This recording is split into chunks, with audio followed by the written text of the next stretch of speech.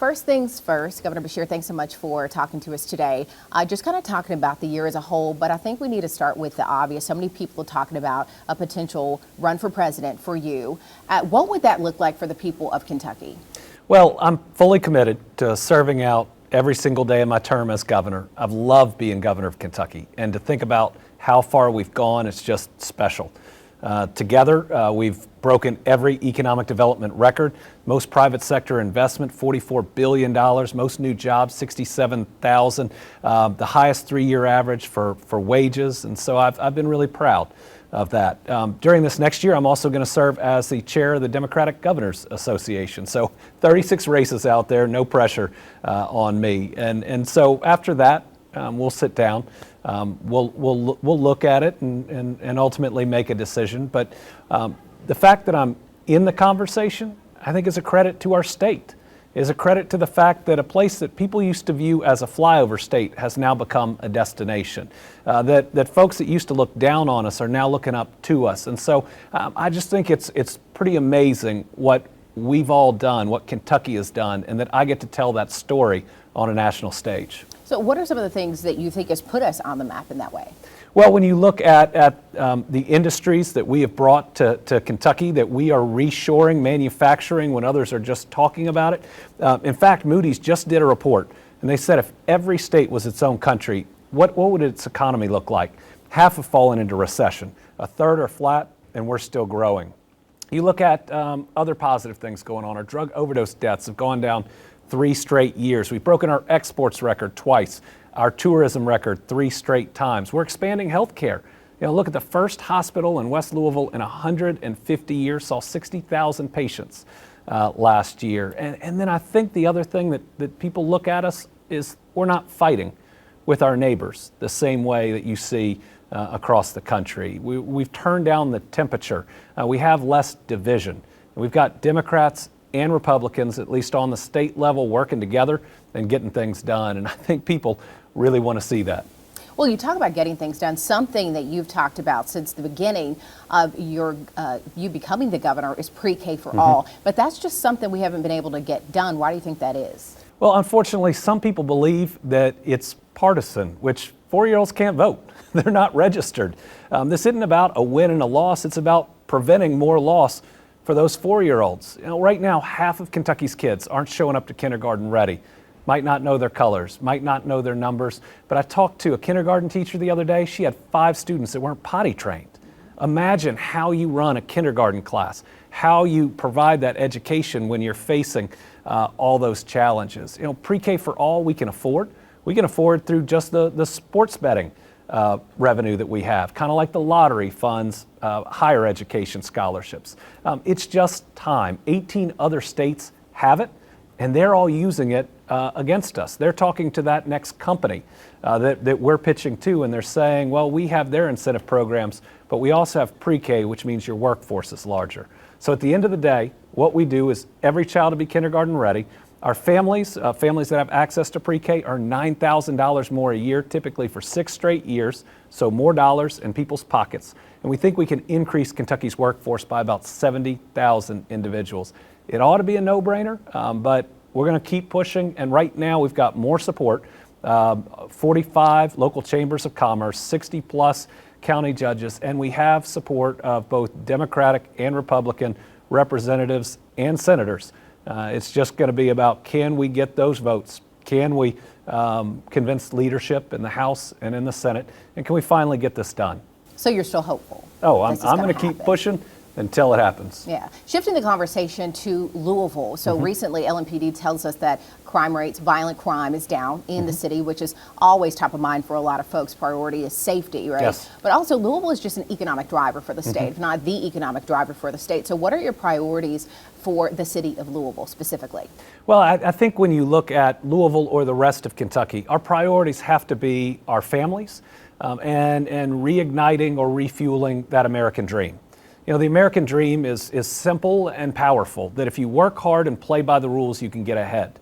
So when we look at Louisville, let's look at the jobs we're bringing in, and we've had a ton of jobs announcement in the last month. I think 1,000 new jobs coming to Louisville. But what I love is they're really good wages. right? To live the American dream, when you work that job, you've got to be able to get ahead. You've got to be able to afford the grocery bill, but you also should be able to take your family on that vacation that you went on as a child. You know, the American dream typically requires that you raise a family in a house that you own. And so increasing housing, which I know the mayor's been working really hard on. Public safety is critical. And it's not just that you are safe, it's that you feel safe. So even if the numbers, you know, say this or that level of crime is going down, we've got to make sure people feel safer. And that's not a stunt like sending National Guard into a city.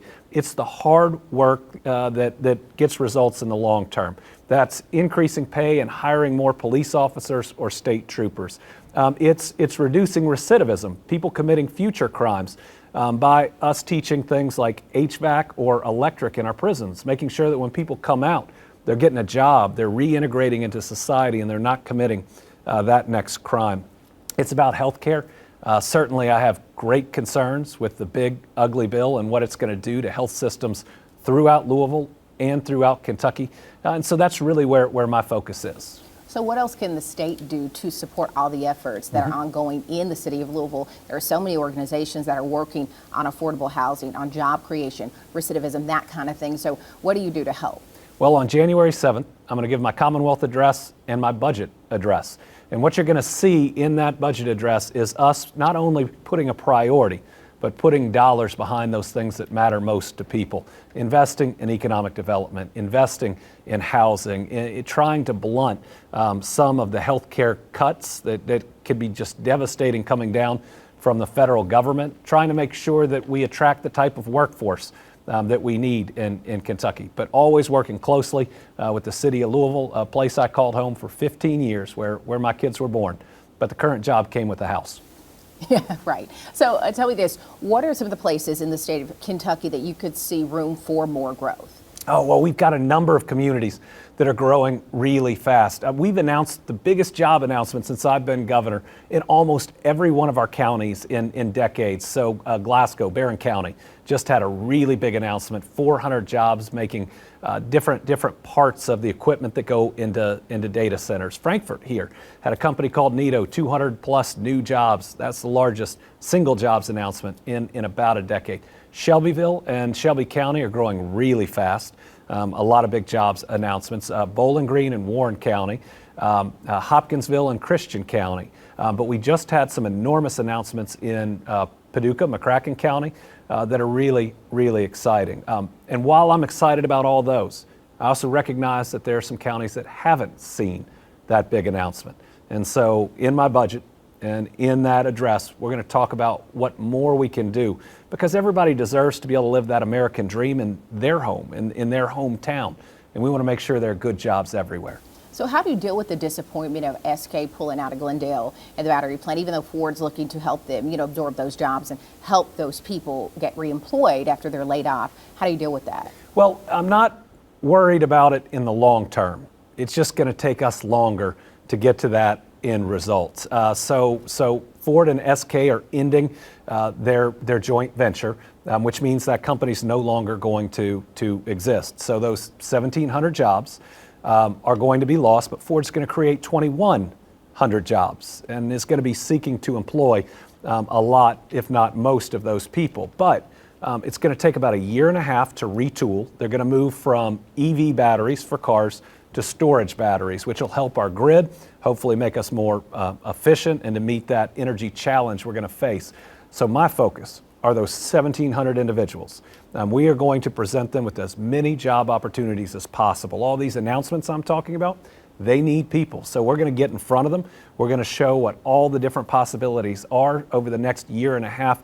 That's my focus. In a year and a half, I believe we're going to be above employment or starting to hire to get above employment where they are now. I think it's going to give the project an opportunity in the long term. And I know Ford's still interested in Kentucky 2, the facility next door. So, if this was going to happen, we got the partner we want. Look at Ford in Louisville. Not only the truck plant, the most profitable Ford plant in the world, but also LAP, where they're investing $2 billion, creating the newest, most modern assembly line, and that's now going to be their EV center for the country.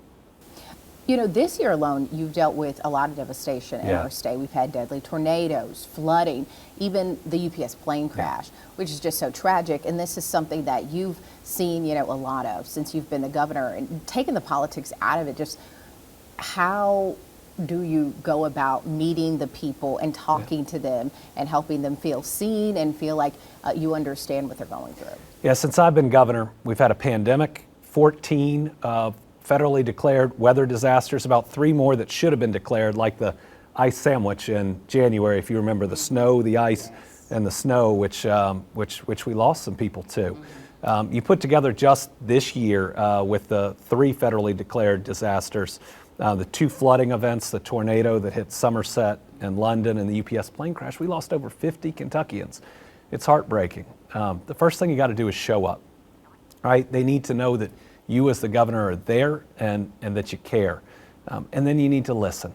These are people going through trauma that have their story to tell. And then you need to make sure you do everything you can, especially in those early moments, to take some of that difficulty off their plate. In the weather disasters, we pay for funerals. Now, you could potentially seek reimbursement from FEMA years later, but that's hard at that time. And it takes one thing off what a grieving family is dealing with, that they know that's taken care of. But then they've got to see in the long run. So I was just in Mayfield on the 4th anniversary of those deadly tornadoes that killed 21 people, December 10th, 2021. And we're still rebuilding. And I handed out keys to 4 families because the last family that finally gets in their home that is stabilized is just as important as the first.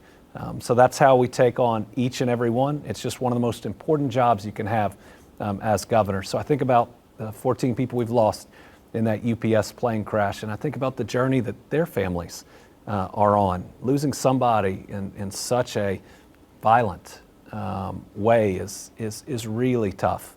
And I know some of those businesses. I know certainly people who knew folks that got lost, and we just got to make sure that they know that we're there for them for the long run, and that we're not going anywhere.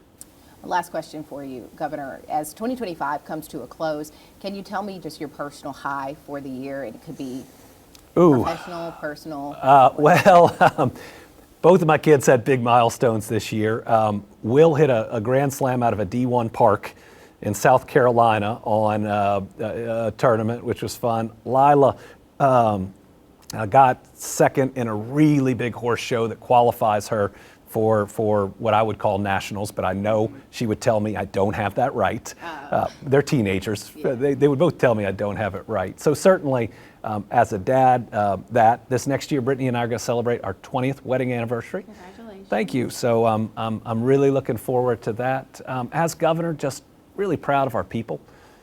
In this really divided time, we're treating each other a lot better than what you see around the rest of the country. When SNAP benefits weren't being paid, the number of people who came in and who donated to our soup kitchens and to all the different organizations like Feeding Kentucky out there, just incredible. Like, our compassion in Kentucky knows no limits. We are there for each other in the toughest of times, and that makes me really proud to be governor. All right. Thank you, Governor. Thank you.